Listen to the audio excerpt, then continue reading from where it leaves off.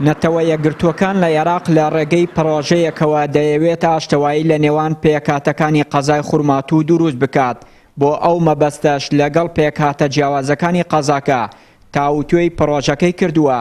هەردووکی لای مەجلس قەڵای قایمقامی خورماتوو شاشکرای دەکات تا ئێستا نەتەوە یەکگرتووەکان 4 جار کۆبوونەوەی جیاوازی بۆ ئاشتەوایی نێوان پێکهاتەکان ساز داوە. تا ئێستا 4 لقاء بوو لەگەڵ UN. یەک لقاء لای دیوان محافظەی لای تکریت، یەک لقاء لە بەغا، 2 لقاء خۆیان هاتنە بە مستەوەی یعنی گەورە هاتنە بۆ دووز. لقاء کردیان لەگەڵ 3 مکەوناتی دووز، تورکمان، کورد، عەرەب، مناقەشە کردیان لەگەڵیان، ڕۆیشتیان بۆ سلەیمان بێگ، ئامرلی، حەی ڕزگاری، جەمیلە، جمهوریە، بۆ حەی ئەقسو، ئەوانە هەمووی حەی ئیمام حوسێن، یعنی 2 منطقەی کورد، 2 منطقەی تورکمان، 2 منطقەی عەرەب. محاولاتیان زۆر هەیە تا ئێستا و ئیسراریان هەیە بۆ ئەو مەوضوع.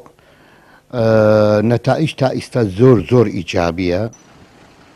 لە لایەکی دیکەوە بەرپرسانی کورد و تورکمان گەشتبینن بە پڕۆژەی ئاشتەوایی نیشتیمانی نێوانیان بە مەرجێک ئیرادە بۆ گەیشتن بە تەبایی نێوان پێکهاتەکان هەبێت. لە مەسەلەکە جددین چونکە ئەمە لە ماوەی 4 مانگەمە دوو کۆبوونەوە بکەن، وابزانم مانگێتش هەم کۆبوونەوەی تێرەکەن، وابزانم جددین لەسەری و ئینشاڵڵا نەتیجەیە کە پێکەوە ژیان لەم شارە بەرقەرار بێت.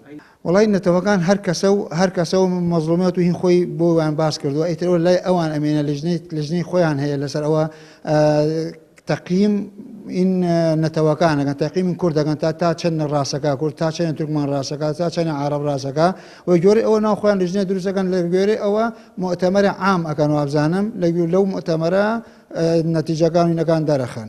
هەر سێ قەومیەت هەولی ئەدەن کە هەرچی بوو لەسەر مەتالیبیان هەیە، تعویزاتی گەرەکیانە، مەشاکل حەل بێت. من یەکی لە یعنی یەکی لە مواتنەکان دروست خرماتوم هێوەدارم ئێمە ئەگەر ڕاستیش قساکەن، ئەگەر دوور بین لە سیاسیەکان خەڵک و دروست، کورد بێت، تورکمان بێت، عەرەب بێت، ئەتوانم بڵێم یەواش یەواش ئەو مەشاکل بێنمە حەل لێ بێ.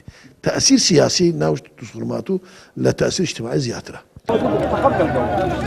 شەڕ و پشێوی نێوان پێشمەرگە و خەڵکی خۆبەخشی خورماتوو لەگەڵ حەشتی تورکمان و دواتر ڕووداوەکانی 16 ئۆکتۆبەر ناکۆکی خستووەتە نێوان پێکهاتەکانی ئەو قەزایە و زیانی زۆر بەرهاوڵاتیان کەوتووە. هەر ئەمەشە وای کردووە خەڵکی ڕەسەنی خورماتوو بە پەرۆژ بن ئاشتەوایی بگەڕێتەوە نێوانیان تاوەکو هاوڵاتیان دوور لە کێشە و شەڕ و پشێوی بە تەبایی ژیانی ئاسایی بگوزەرێنن. چیانوری، کەناڵی ئاسمانی پەیام، قەزای خورماتوو.